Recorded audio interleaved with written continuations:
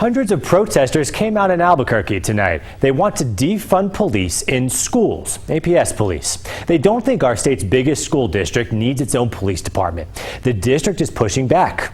Patrick Hayes joins us live in the studio to explain all this. Hey, Patrick.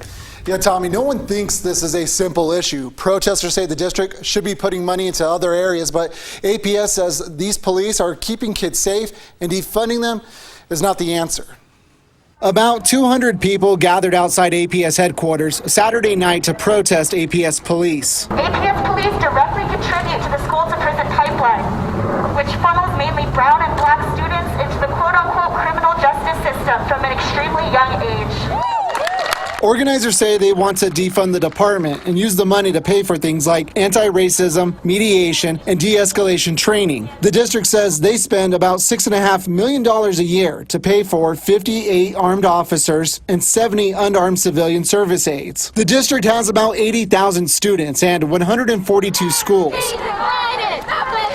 Protesters we talked to say we don't need officers in the classrooms and should focus on education instead of putting kids in jail. The district tells me they only arrested 7 kids last year. He says they're focused more on helping kids and not just sending them to jail. I think and can really appreciate what they're coming from. If you look nationally what's happening in our schools in regards to law enforcement, there's some significant issues. But I can say that within the last 2 years, the focus with our police department and the relationship to the schools is quite the opposite. We'll never be divided! APS police confiscated 11 guns from different schools last year. Still, protesters don't think their presence is necessary. We need to bring education back into the system. We need to bring education as a priority. And once we start educating our people, we won't need the police as much as they say we do. Black and brown students deserve to go to school and focus on their education without the fear of being criminalized, pushed out of school,